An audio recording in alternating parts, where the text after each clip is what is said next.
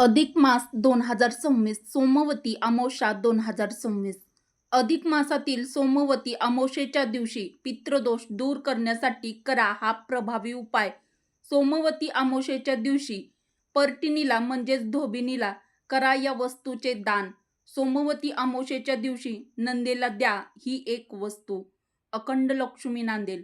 सोमवती अमावस्येच्या दिवशी गाईला खाऊ घाला ही एक वस्तू. पिंपळाच्या झाडाला अर्पण करा ही एक वस्तू. सोमवती अमावस्येच्या दिवशी तुळशीला द्या हे एक दान. सोमवती अमावस्येच्या दिवशी काय करावे, काय टाळावे? अधिक मासाचा म्हणजेच धोंड्याचा शेवट कसा करावा? पितृदोष दूर करण्यासाठी सोमवती अमावस्येच्या दिवशी कोणते उपाय करावे? सोमवती अमावस्येच्या दिवशी भाच्याला द्या ही एक वस्तू. सोमवती अमावस्येच्या दिवशी या दिवशी करा हा गुप्त पण प्रभावी उपाय. यामुळे प्रखर पितृदोष दूर होईल. नमस्कार मित्रांनो, श्री स्वामी समर्थ. हर हर महादेव. मित्रांनो, आजचा दिवस तुम्हाला खूप छान सुखाचा आनंदाचा जावो हीच स्वामींच्या चरणी प्रार्थना करून आजच्या या आपल्या नवीन व्हिडिओला सुरुवात करूया. मित्रांनो, अधिक मास सुरू आहे आणि या अधिक मासातील उद्या 15 जून 2026 वार सोमवार या दिवशी अधिक मासाची समाप्ती होणार आहे. तसेच या दिवशी सोमवती अमावस्या देखील आलेली आहे. तर अत्यंत दुर्मिळ योग आलेला आहे. तर ही साधीच अमावस्या नाही, ही अमावस्या 3 वर्षांनी येते. अधिक मास हा अत्यंत पवित्र आणि शुभ काळ मानला जातो. म्हणून या अधिक मासातील सोमवती अमावस्येच्या दिवशी काही प्रभावी उपाय केले तर त्याचं आपल्याला अधिक पटीने फळ मिळत असतं, शुभ फळ मिळत असतं, म्हणजेच अक्षय पुण्य फळ मिळत असतं. तर मित्रांनो, सोमवती अमावस्या या अधिक मासातील म्हणजेच या वर्षातील सर्वात प्रभावी आणि चमत्कारी अमावस्या मानली जाते. पण तुम्हाला माहीत आहे का, सोमवती अमावस्येच्या दिवशी गाईला कोणती वस्तू खाऊ घातल्याने आपल्या घरातील गरिबी म्हणजेच दारिद्र्य कायमचं दूर होईल? पिंपळाच्या झाडाला या दिवशी कोणती मिठाई अर्पण केल्याने पितृदोष शांत होतो? तसेच नंदी महाराजांना कोणती वस्तू अर्पण केल्याने भगवान शिवशंभूची विशेष कृपा मिळते? सोमवती अमावस्येच्या दिवशी असा कोणता गुप्त उपाय केला जातो ज्यामुळे बंद नशिबाचे दरवाजे उघडतात? आणि मित्रांनो, जर तुमच्या घरात सतत अडथळे अडचणी असतील, पैशाशी संबंधित काही समस्या असतील, आर्थिक अडचणी असतील, वादविवाद, भांडणे, नकारात्मकता किंवा पितृदोषाचा त्रास असेल तर आजच हा व्हिडिओ शेवटपर्यंत नक्की पहा. कारण आज मी तुम्हाला सांगणार आहे अधिक मासातील सोमवती अमावस्येचे काही अत्यंत प्रभावी उपाय, दान आणि गुप्त गोष्टी ज्या तुमचं जीवन पूर्णपणे बदलू शकतात. त्यामुळे व्हिडिओ शेवटपर्यंत कोठेही स्किप न करता शेवटपर्यंत पहा. मित्रांनो, सोमवती अमावस्या ही साधी अमावस्या नसते. जेव्हा अमावस्या सोमवारच्या दिवशी येते तेव्हा तिचे महत्त्व अनेक पटीने वाढते आणि यावेळी अधिक मासातील ही सोमवती अमावस्या अतिशय दुर्मिळ शुभयोग घेऊन आलेली आहे. असं म्हणतात की या दिवशी केलेलं दान, जप, पूजा आणि उपाय 1000 गोदानापेक्षाही जास्त पुण्य आपल्याला देतात.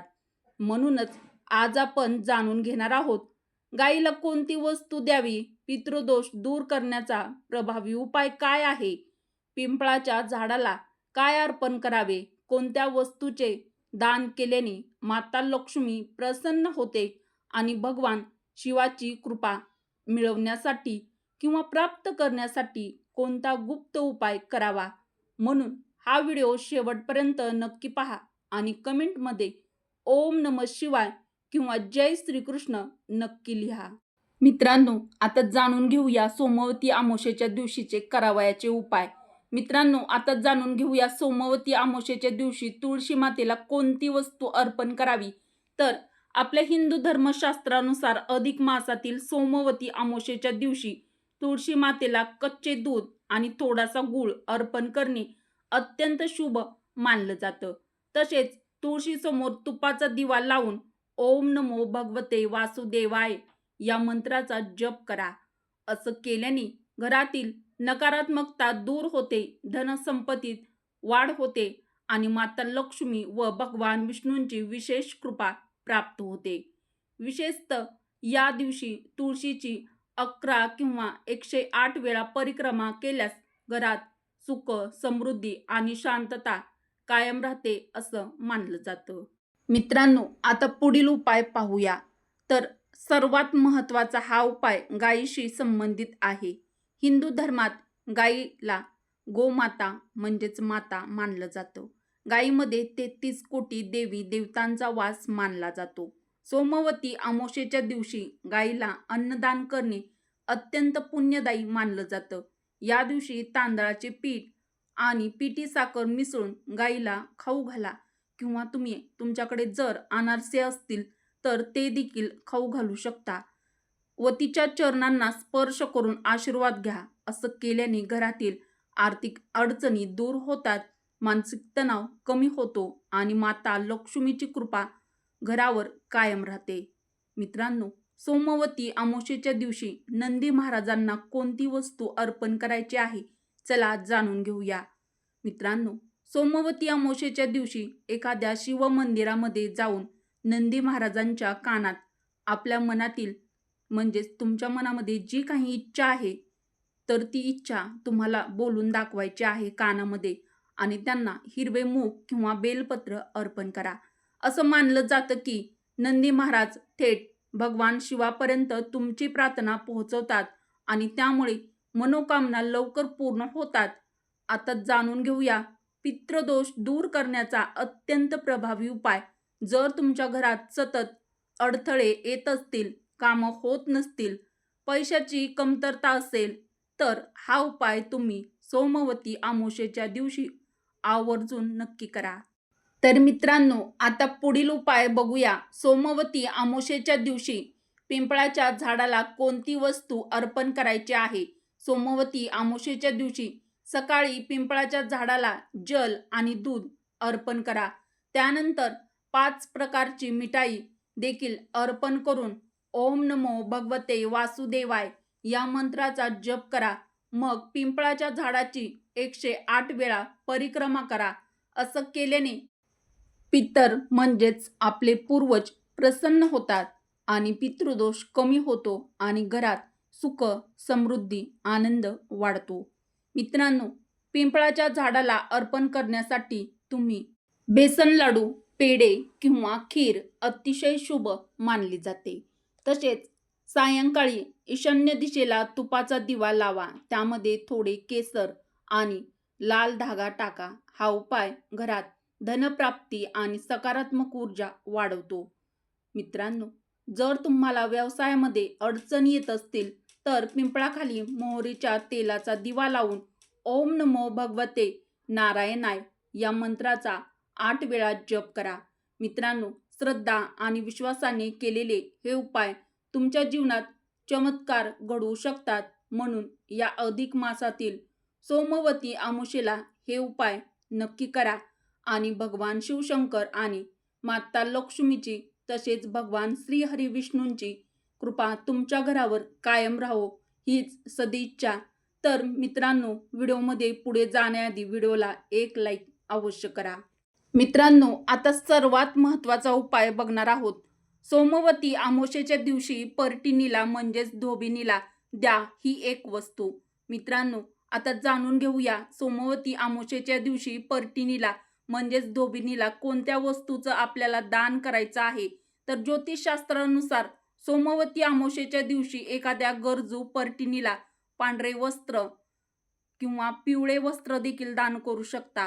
तांदूळ किंवा काळे तीळ दान करणे अत्यंत शुभ मानलं जातं. असं मानलं जातं की या दानामुळे घरातील नकारात्मकता दूर होते, दारिद्र्य कमी होतं आणि पितरांचे आशीर्वाद प्राप्त होतात. विशेषतः पांढऱ्या वस्त्राचे दान केल्याने पितृदोष कमी होण्यास मदत होते असं आपल्या हिंदू धर्मशास्त्रामध्ये सांगितलेलं आहे.